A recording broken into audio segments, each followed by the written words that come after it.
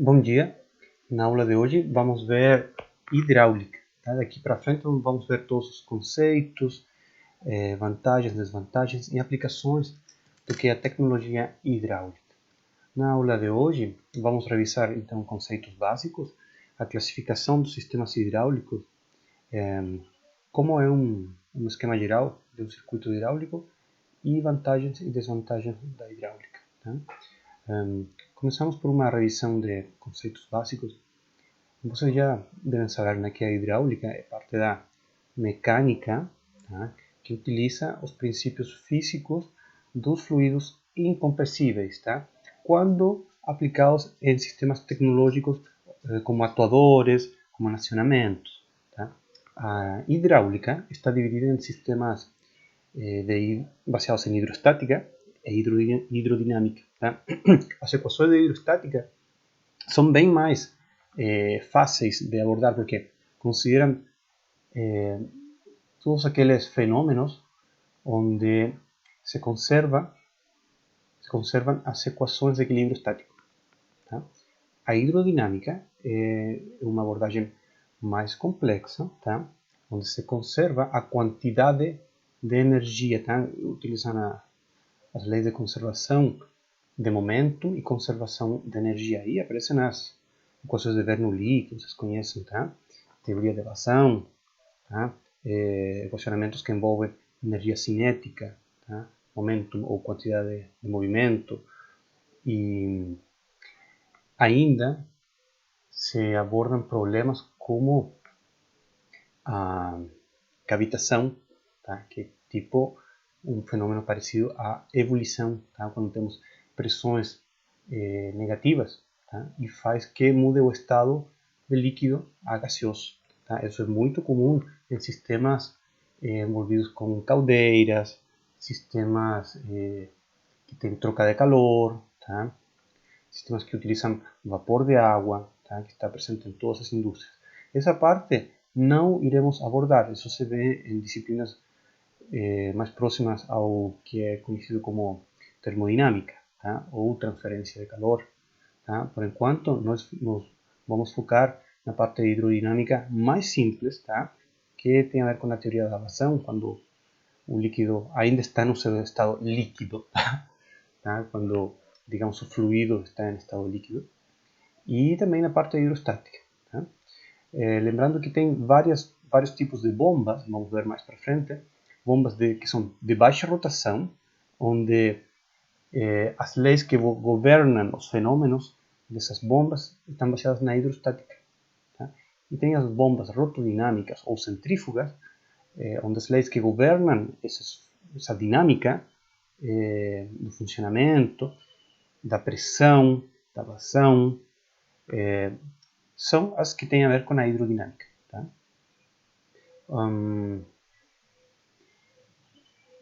Vale salientar que bombas hidrostáticas são, ou bombas, tá, de baixa rotação, que estão baseadas em princípios de hidrostática, são muito mais fáceis de controlar. Tá? Quem é interessado por controle PID, tá? Ou controle preditivo, etc. Essas bombas de baixa rotação são caracterizadas por ter uma dinâmica muito mais simples. O controle de posição é muito mais fácil. Eu talvez já mencionei que uma rotação dessas bombas corresponde a uma quantidade específica de fluido que é deslocado.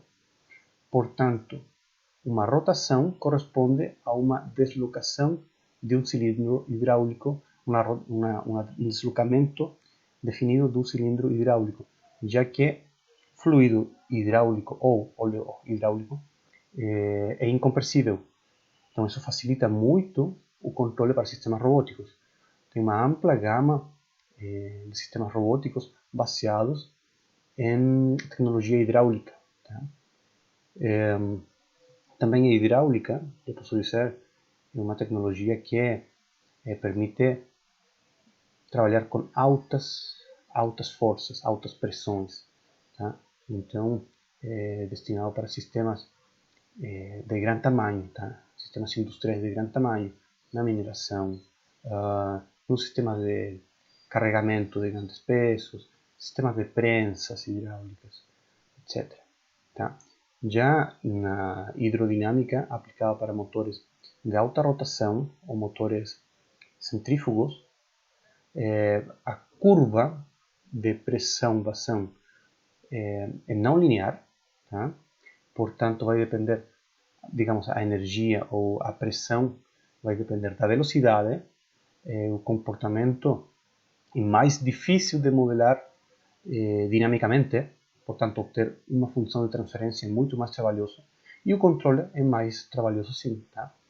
Aí podemos dizer que a vazão não depende do número de rotações dessa bomba,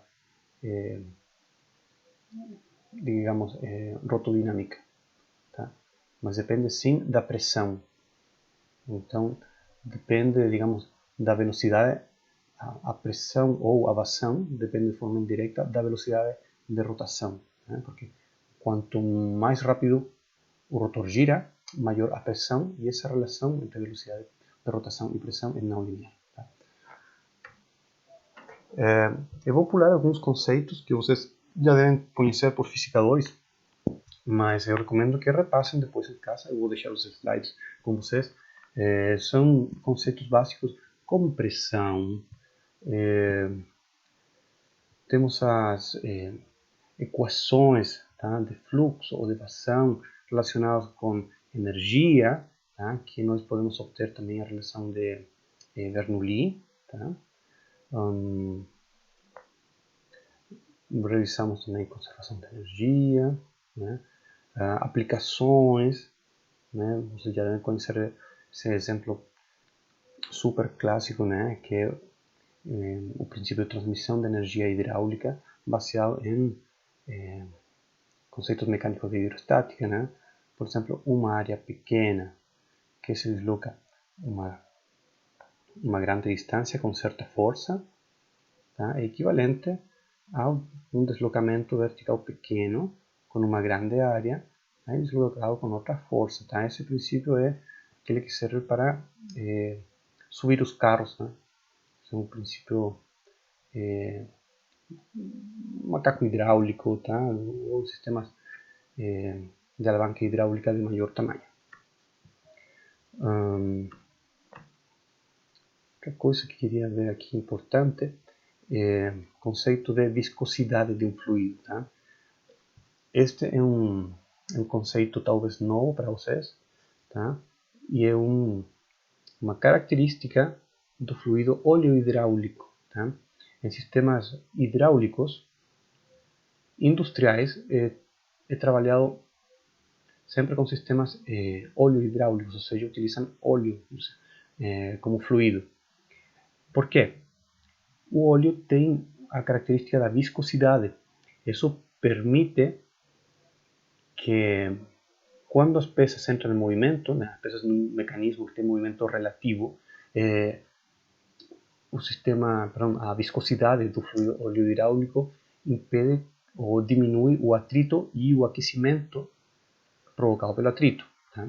Então, permite dar uma maior vida útil ao mecanismo e também devemos considerar que para manter um baixo atrito e uma boa qualidade do nosso óleo, este sistema deve trabalhar a certa temperatura. Tá? Por isso que a ISO, tá? Que é a Organização Internacional de Estandarização, tá? Elaborou um sistema de classificação para lubrificantes que classifica a viscosidade por tipo de uso e por graus. Tá? Isso quer dizer que para certa temperatura de trabalho da sua máquina é recomendado certos tipos de grau ISO de fluido óleo hidráulico.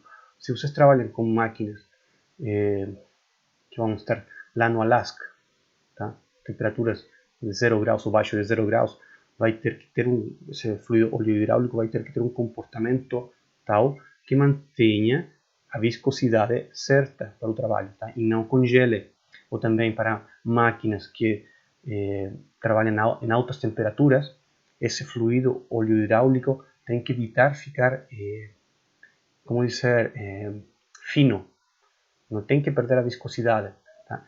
Geralmente, quando nós aumentamos a temperatura da nossa máquina, o fluido baixa a viscosidade, tá? E aumenta o atrito do mecanismo, tá? Das peças internas. Tanto assim que até o motor pode fundir, o que se diz. Tá? Então, e vice-versa, tá? Quando diminui a temperatura, a tendência é que a viscosidade do nosso fluido vai para cima, suba. Tá? Então, é por isso que é criada essa classificação. Tá? Por exemplo, aqui temos uma tabela de graus ISO. Tá?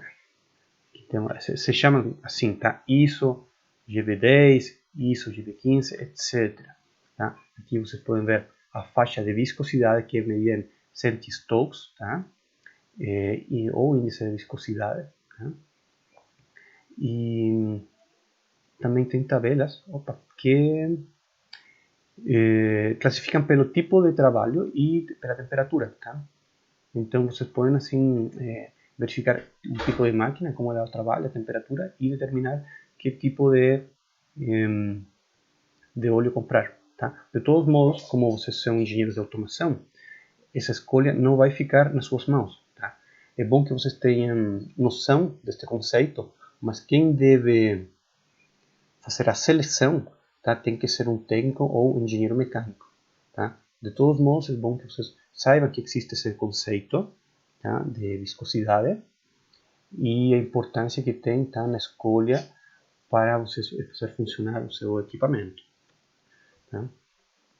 Também aqui é apresentado uma tabela para a seleção de viscosidades para tipos diferentes de sistemas hidráulicos, tá? Por exemplo, tipos de bombas. Tá? Por exemplo, temos aqui uma bomba de paletas, que já vamos ver como é que funciona, tá? Com pressões de operação, temos faixas de temperatura, né? 5 graus a 40 graus Celsius, de 40 a 85 graus Celsius, tá? E a viscosidade, o número, tá? Vocês vão escolher assim pelo catálogo. Por exemplo, tem uma bomba de paletas que trabalha acima de 70 kg força centímetro quadrado de pressão, a uma temperatura entre 40 e 85 graus Celsius, então vocês têm que escolher um óleo ISO entre 68 e 100. Tá?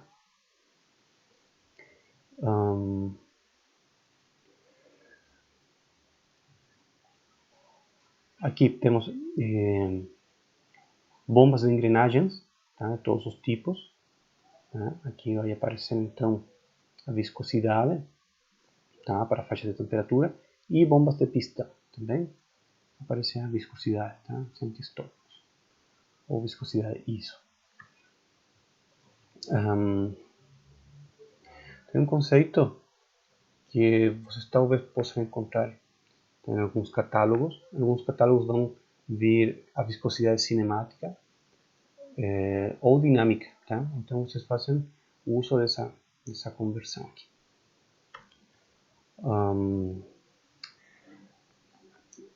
É importante ver a classificação dos sistemas hidráulicos, tá? Vamos ver sistemas hidráulicos classificados em relação à pressão, tá?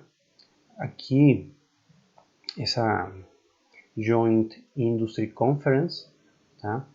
Fez essa classificação de sistemas hidráulicos de acordo com uma pressão nominal, tá? Ou seja, é uma pressão normalizada para cada tipo de trabalho.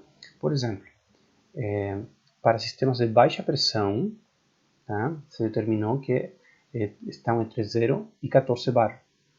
Tá? Sistemas de média pressão, tá? Dizem que estão classificados entre 14 e 35 bar. Sistemas de média alta pressão de 35 a 84, de alta pressão até 210 bar e acima de 210 bar são considerados sistemas de extra alta pressão. Tá? Então, isto é importante na hora de nós abordar o nosso projeto hidráulico. tá? Se você tem que projetar uma máquina hidráulica, um mecanismo hidráulico, tá? O primeiro que tem que colocar nas suas necessidades de projeto é o tipo de máquina que vão construir, projetar, tá? Então, primeiro é definir qual vai ser a sua classificação em termos da pressão, tá? Por exemplo, se eu vou fazer um guindaste automatizado, tá? Geralmente são sistemas de alta pressão, tá? Porque vão levantar pesos altos, tá? Então, vocês podem colocar, vão trabalhar entre 84 e 210 bar de pressão. Em função desse dado, vocês vão projetar todos os passos subsequentes. Tamanho do cilindro, a pressão de trabalho, a vazão, o tamanho da bomba, o tamanho do motor, que mais? Qual é a distância da carga do pistão que deve ter, o sistema mecânico, tá? Considerando o motor e a carga, vocês podem já fazer uma primeira iteração na qual vai ser a temperatura, tá? Que a sua máquina vai trabalhar e vai determinar qual tipo de fluido óleo hidráulico vão selecionar. Se caso a sua máquina esteja trabalhando a altíssimas temperaturas, você pode correr o risco de que esse sistema óleo hidráulico, tá? O fluido óleo hidráulico queime ou inclusive se pegue fogo, tá? Aí é recomendado usar fluidos óleo hidráulicos sintéticos baseados em fluidos que não são combustíveis, tá? Tem uns tipos de fluidos que são recentes, que são como uma espécie de silicone, tá? Esses não pegam fogo, têm a mesma quantidade ou características de viscosidade, tá? Só que são bem mais caros. Mas dependendo do serviço, vocês vão ter que escolher ou não. Agora, outro tipo de classificações dos nossos sistemas hidráulicos. Temos classificação de acordo com a aplicação, tá? São classificados em sistemas de pressão contínua ou intermitente, tá? Quanto ao tipo de bomba, tá? Se a vazão é constante ou variável, e quanto ao controle de direção, tá? Se tem uma via, um sentido ou dois sentidos. Tá? Bombas que se chamam reversíveis, tá? Que podem girar para ambos os lados. Bem, agora, um sistema geral hidráulico sempre vai estar classificado da seguinte maneira. Vou tentar ampliar aqui. Sempre vamos ter a primeira parte, denominada sistema gerador. Tá? A seguinte parte, o sistema de distribuição e controle. E a última é o sistema de aplicação de energia. Então, qual é o sistema gerador? O sistema gerador ou de geração é constituído primeiro pelo reservatório, tá? Onde vai o fluido óleo hidráulico. Esse sistema ele mesmo tem filtros, tá? E depois vem uma bomba, que na admissão da bomba também vai ter filtros, tá? Só que de menor grau, mais fininhos. Depois vem motores acoplados às bombas, que fazem as bombas girar. Também tem sistemas acumuladores, tá? Que é como aquele vídeo dessa máquina retroescavadora, ajuda a eliminar os picos de potência, tá? Otimizando a potência do motor diesel, tá? Deixando as curvas de torque e de pressão, digamos, mais horizontalizadas, tá? E impedindo desperdício de energia, tá? Parece que são os acumuladores, né? Eles se ativam ou desativam dependendo das necessidades, tá?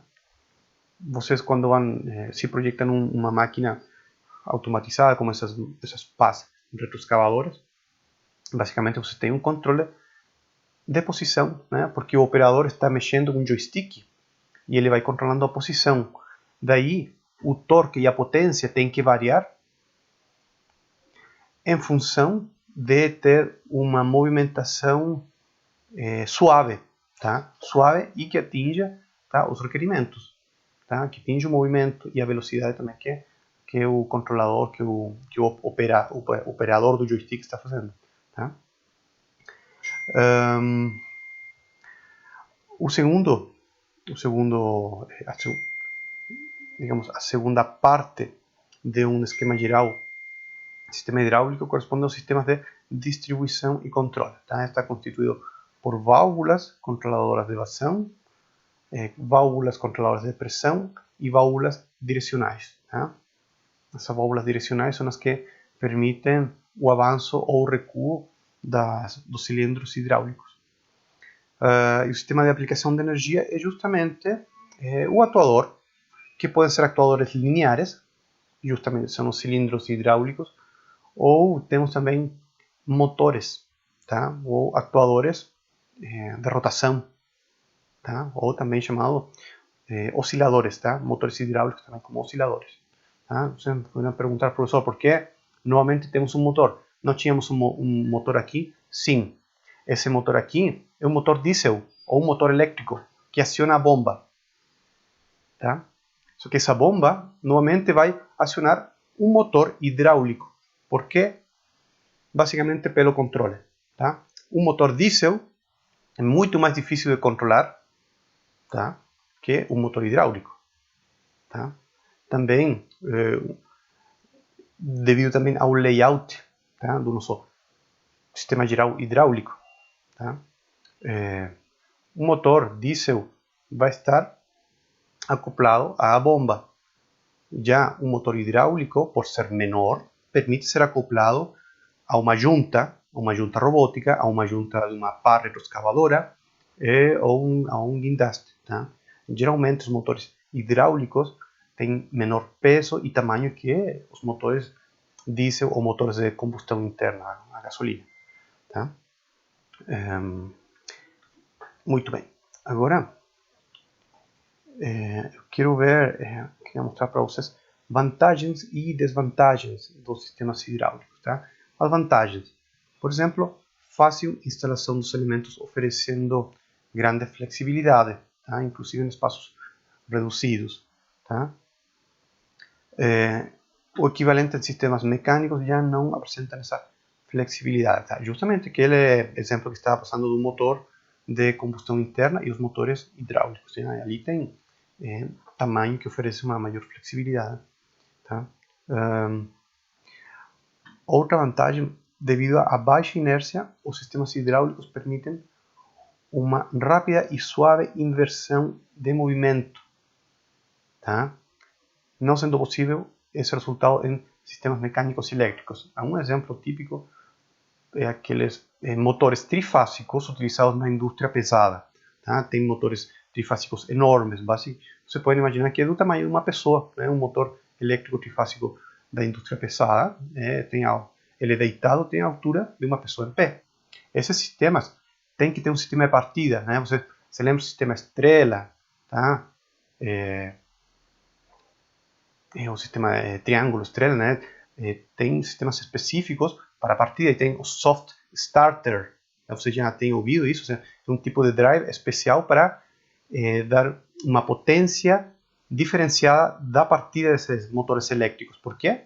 Porque tem que vencer a inércia inicial. São sistemas de grande porte e estão encarregados de movimentar máquinas de grande porte, como moinhos, tá? Moinhos que tem que movimentar grande quantidade de material. Então, por serem sistemas de grande porte e por ter que vencer uma inércia enorme, tem que ter um sistema específico de partida. Agora, sistemas hidráulicos não é assim. Tá? Tem uma inércia mais baixa e é muito mais fácil de começar o movimento. Tá? Que mais? Sistemas hidráulicos permitem ajustes de variação micrométrica na velocidade. Tá? Eu já falei, controle de velocidade e controle de posição é muito mais fácil nos sistemas hidráulicos. Também são sistemas autolubrificados. Tá? Por quê? O mesmo fluido que faz com que o acionamento se desloque, tá? ou forneça força de atuação, tá? Esse mesmo fluido é um fluido oleohidráulico que depois recircula, passa por um sistema de resfriamento tipo radiador, tá? E é encarregado de resfriar o mecanismo e lubrificar, tá? Mantendo esse coeficiente de viscosidade baixa, tá? Ou digamos, coeficiente de, não coeficiente, né? O coeficiente deve ser o... sim, tá certo. Mantendo o coeficiente de viscosidade em níveis que permitam um trabalho seguro, tá? Também a relação peso, tamanho, potência consumida dos sistemas hidráulicos é muito menor que os demais sistemas, tá? Como, por exemplo, comparado para motores de combustão interna, tá?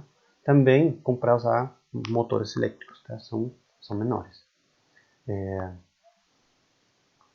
São sistemas de fácil projeção, tá? Em termos do projeto mecânico, tá? Um projeto construtivo, tá?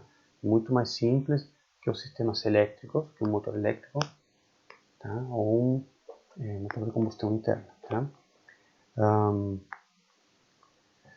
Devido à grande condutividade térmica do fluido oleohidráulico, o próprio reservatório elimina, tá, a necessidade de um trocador de calor, tá? Às vezes, não sempre.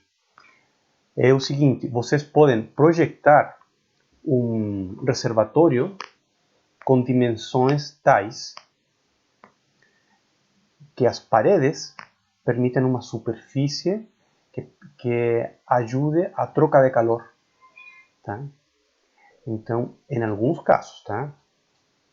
Quando essas dimensões, essas paredes do reservatório não sejam suficientes para a dissipação do calor, tá? Do fluido que está ali no reservatório, vai ser necessário sim um trocador de calor específico, tá? Com aletas, com um ventilador externo, tá? E bem parecido aos sistemas de radiadores que vocês conhecem dos carros, tá? Que tem um ventilador na frente de um radiador onde passa o fluido, tá? No caso dos carros seria água, tá? Água destilada ou fluido para resfriamento do motor, tá? Neste caso seria o mesmo fluido oleohidráulico, tá? Que trabalha nos acionamentos. Desvantagens. Tá? Os sistemas hidráulicos geralmente têm um alto custo inicial. Por quê? Porque são sistemas robustos, já que trabalham em altas pressões, tá? Levantam a grandes forças, tá? Então são sistemas que utilizam usinagem de precisão, os elementos têm parede grossa, os sistemas de vedação têm que ser altamente tecnológicos e de excelente qualidade. Então, inicialmente, o custo inicial pode ser alto, tá? Mas vai se amortizando à medida que passa o tempo, tá? A transformação de energia elétrica em mecânica e mecânica em hidráulica para posteriormente ser transformada novamente em energia mecânica. É aquela coisa que eu falei no começo, né? Que vocês vão ter dois motores, tá?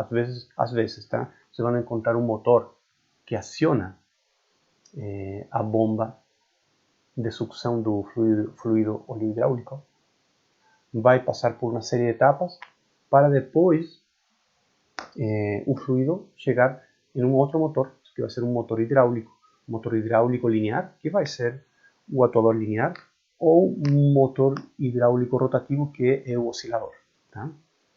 Por quê? Porque temos dois motores, tá? Basicamente porque o motor hidráulico tem uma maior facilidade de controle, tá? Outra desvantagem são as perdas por vazamentos internos em todos os componentes, né? Não é que sempre tenham perdas, tá? Mas são suscetíveis, tá, de ter perdas. Por quê? Porque a vedação tá? São elementos que têm uma vida útil, tá? Estão feitos de polímeros, tá? Antigamente eram feitos de borracha, então são sistemas que, ao estar em contato com o óleo, vão, digamos, se queimando, vão se degradando, vão ficando mais rígidos, tá? Se produzem pequenas grietas internas, tá? Que provocam vazões indesejadas. Essas pequenas vazões provocam grandes perdas de pressão, tá? E uma pequena perda de pressão já faz com que nosso sistema mecânico não atinja aquelas forças desejadas, tá? Tem grandes perdas também por atritos internos, tá? E externos. Já falei isso de que enquanto sobe a temperatura, baixa a nossa viscosidade do óleo, portanto provoca maiores atritos e se esquenta mais ainda, tá? Isso termina um ciclo vicioso que pode danificar a máquina e ainda pode fundir peças, tá? Pode fundir motor, pode estragar peças mecânicas. Bom, isso aqui pode provocar às vezes baixo rendimento, tá? Comparado com o rendimento de motores elétricos, tá?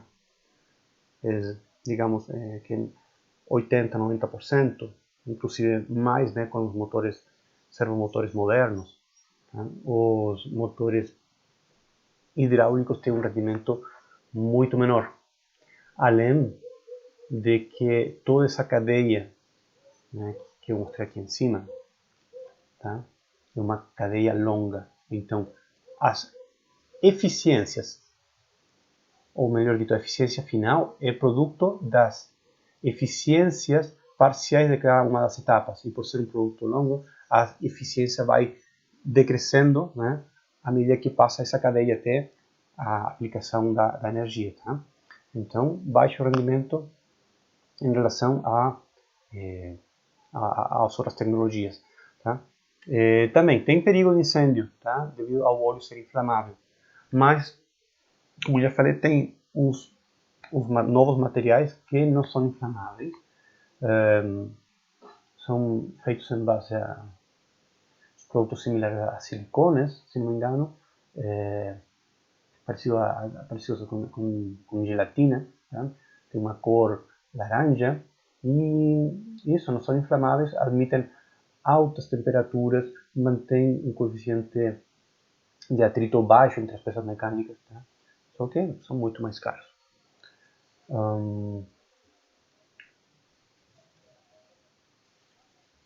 Passar a segunda parte agora da aula. Bem, a segunda parte da aula vamos ver dimensionamento de atuadores hidráulicos.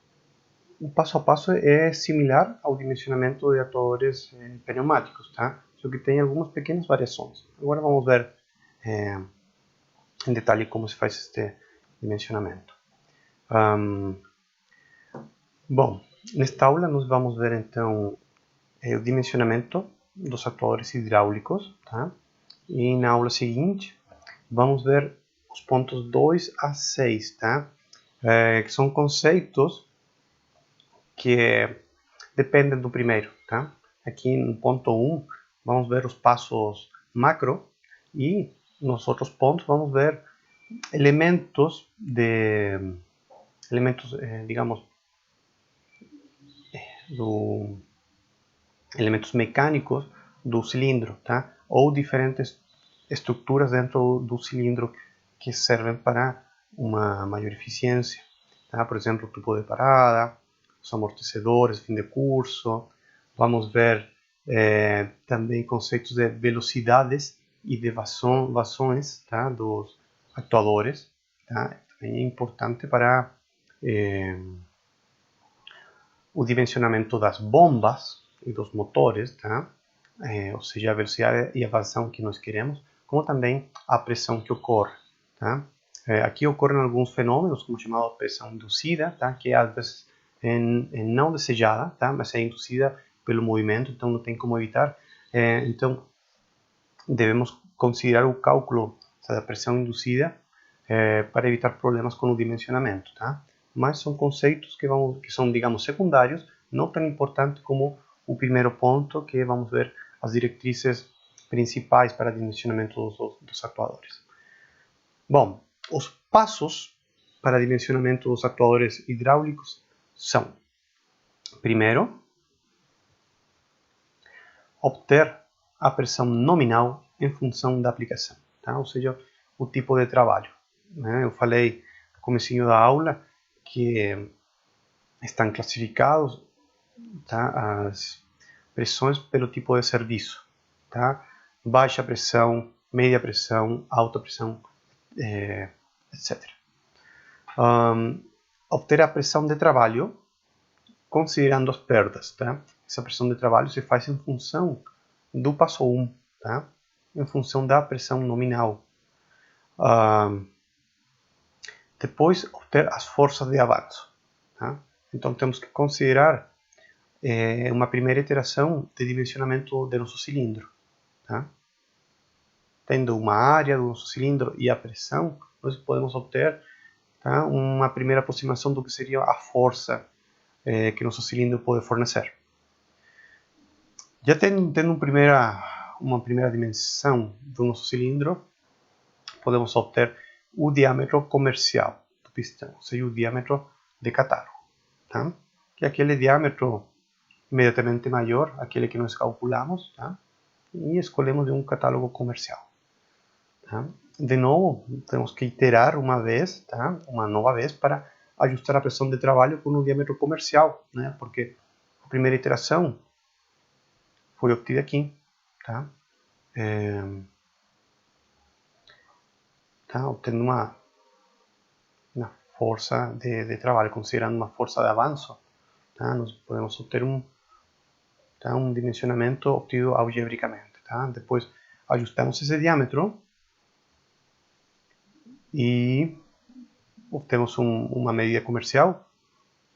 Com essa medida comercial, novamente ajustamos a pressão de trabalho, tá?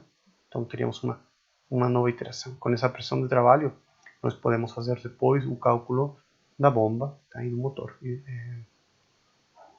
motor que vai acionar a bomba.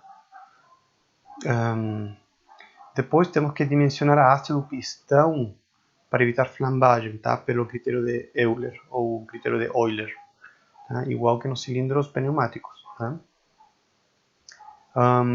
Já tendo o diâmetro da haste e o diâmetro do pistão, podemos calcular a área da coroa, tá?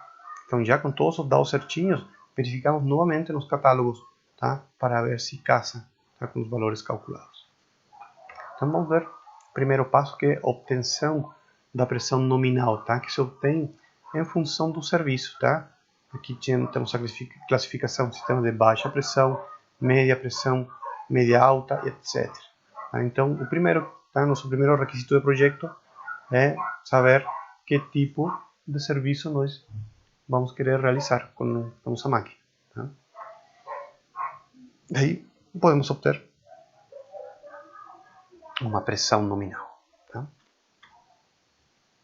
A pressão de trabalho é a pressão nominal considerando as perdas de carga, tá? Ou seja, a partir da pressão nominal, temos que a pressão de trabalho P sub TB vai ser a pressão nominal, tá? Selecionada no passo anterior, e considerando entre um 10 a um 15% de perdas, tá? É só isso, nada mais do que isso, tá? Daí a força de avanço é a que o cilindro hidráulico deve desenvolver para realizar o trabalho requerido, tá? Então, a força de avanço também é um requisito de projeto, tá? Que vai bem no início do projeto. E nós obtemos por equações de mecânica, dos sólidos, de física estática, ou de usinagem, né? Dependendo da tarefa que nós vamos realizar, tá? Ali temos que aplicar diagrama de forças, somatória de momentos, somatória de forças, tá? Para ver qual a força necessária que o cilindro deve aplicar. Assim, nós podemos obter o diâmetro necessário do pistão. Como obtemos isso? Então, tendo a força de avanço e a pressão de trabalho estimada, né, no passo anterior, determinamos o diâmetro do pistão, tá? Considerando que a força vai ser uma pressão vezes a área, tá? Ou, mais fácil, a pressão de trabalho vai ser a força de avanço dividido pela área do pistão, tá? Então, com essa relação, nós deixamos em evidência o diâmetro do pistão, tá? O diâmetro do pistão. Então, vamos obter aqui um número calculado, tá? dP calculado. E se nós vamos ao catálogo, devemos escolher o diâmetro comercial imediatamente maior ao calculado, tá? Temos que arredondar sempre para cima, tá? Nunca para baixo. Então, definido o diâmetro do pistão comercial, fazemos uma segunda iteração, tá? Recalculamos a pressão de trabalho. Fazemos um ajuste, tá? No valor da pressão de trabalho. Então, colocamos que pressão de trabalho é a nossa força de avanço dividido pi diâmetro do pistão comercial encontrado no catálogo ao quadrado quartos. Tá? Ali vamos ter nossa pressão de trabalho ajustada. Tá? Depois vem o dimensionamento da haste pelo critério de Euler, tá? Para evitar flambagem. Tá? Então, para isso, devemos considerar como são as condições de contorno do nosso cilindro hidráulico, ou seja, como ele foi montado. Tá? Se ele foi fixo, se ele foi articulado, se ele é fixo em ambos lados, articulado em ambos lados, ou só em um lado, se é livre em um lado, fixo em outro, etc. Nós vimos todas as possibilidades e em função desse tipo de fixação ou tipo de montagem, nós vamos obter o valor lambda. Lembram que o valor lambda corresponde ao comprimento livre de flambagem ou também chamado de comprimento equivalente lambda. Tá? Então, esse valor lambda aqui está, tá? Esse valor lambda, junto com o momento de inércia, aqui o momento de inércia I, e o módulo de elasticidade do material da haste, vamos obter o valor K, que corresponde à carga crítica, ou seja, a carga na qual nossa haste falha por flambagem. Ela se deflexiona por cargas axiais de compressão. Essa é a flambagem, tá? Não se flexiona por momentos flectores, não. Ela se deflexiona por cargas compressivas, tá? Então, só para reforçar, nós já tínhamos visto, né, que essa fórmula da carga crítica K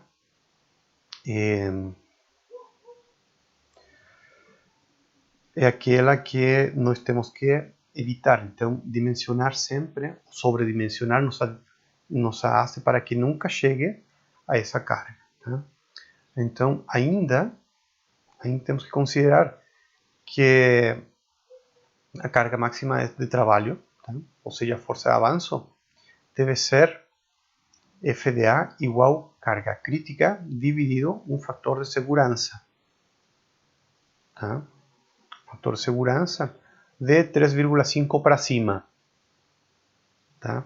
Se vocês têm sistemas de alta velocidade ou de alto impacto, nosso coeficiente de segurança pode ir até valores maiores do que 10. Tem valores 11, 12, 13, etc. Tá? Vou dar um exemplo. Cilindros utilizados no trem de pouso de aviões. Tá? Fator de segurança é mais ou menos de 10. Tá? Porque o valor da força que tem esse trem de pouso na hora de fazer contato com o chão, essa força é 10 vezes ou mais, tá, do valor do peso do avião quando está estático. Tá? É por isso que está em sistemas dinâmicos esse valor de coeficiente de segurança sobe tanto. Tá? Em sistemas estáticos, ou seja, que não tem acelerações, ou estão sem movimento, o fator de segurança pode ser 3,5 a 5. Tá?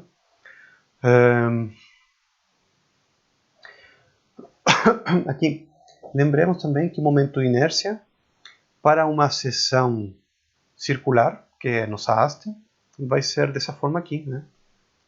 Diâmetro da haste a quarta, π dividido 64. Consideremos estas três formulações. Tá? Essas três formulações. Se substituímos a equação 2.6 e 2.7 na fórmula de carga crítica, nós podemos obter uma formulação direta que nos diz, que nos deixa em evidência o diâmetro da haste. Tá? Então, juntando todas essas equações, tá? 2.5, 2.6 e 2.7, né? Substituindo uma na outra, temos uma única equação que nos dá o diâmetro da haste. Em função do lambda, comprimento equivalente, fator de segurança, força de avanço, módulo de elasticidade. Tá? Então, após o dimensionamento, tá? O cálculo que nós vamos obter aqui algébrico, temos que ir ao valor comercial. Então, nosso valor calculado tem que ser arredondado para cima. Tá? Nós temos no catálogo o valor do diâmetro da haste imediatamente superior ou igual, tá? Ao diâmetro da haste calculado. Tá? E selecionamos esse. Uma vez tendo o diâmetro da haste e diâmetro do pistão, nós podemos determinar a área da coroa. Tá? Então, assim, a área da coroa vai ser a área do pistão menos a área da haste. Tá? Então, aqui temos em função da área, e se nós quisermos reescrever, tá? Em função dos diâmetros, tá? Temos esta expressão aqui. Vemos que já existem tabelas, tá? Onde nós achamos dois diâmetros da haste por cada diâmetro do pistão. Tá? Isso nos facilita a vida, tá? Para nosso dimensionamento. E essa tabela mostra que temos então esse dimensionamento, diâmetro da haste, diâmetro do pistão, em função de força de trabalho em bar, perdão, pressão de trabalho em bar. Tá? E aqui o corpo da tabela, o corpo principal, nos entrega o comprimento da haste. O comprimento da haste para nós comparar com o nosso lambda. Tá? Aqui, você se lembra, né, na nossa tabela de tipo de montagens do nosso cilindro. Por aqui, neste caso, temos que nosso cilindro hidráulico tem uma extremidade livre e outra fixa, onde o diâmetro equivalente ou livre de flambagem lambda vai ser igual a 2L. Aqui o caso mais geral, que está articulado em ambas extremidades, né?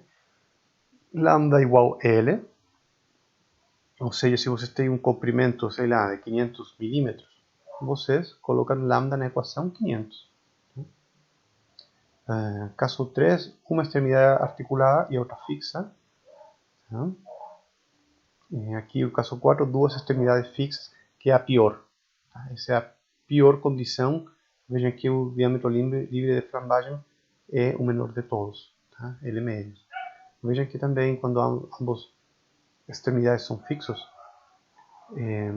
a maior concentração de flambagem está aqui no meio. Aqui nesse caso 3, temos que o lado fixo está aqui na parte fixa e provoca essa ondulação, essa concavidade aqui. Tá? Ambas extremidades articuladas, vejam que a flambagem é mais suave. Tá?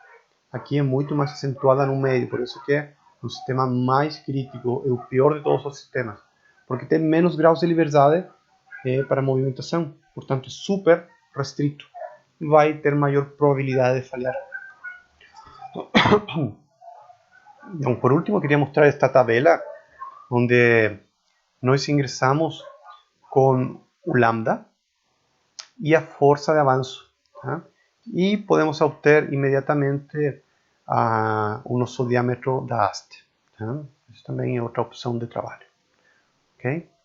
Então, vamos deixar a aula até aqui. Na aula que vem, vamos ver alguns elementos mecânicos, algumas peças constitutivas cilindros hidráulicos, tá? Como tubo de parada e outros mais. Tá? Deixo com vocês no Moodle o link desta aula, do vídeo. Também vou deixar todos os slides para que vocês vejam com calma.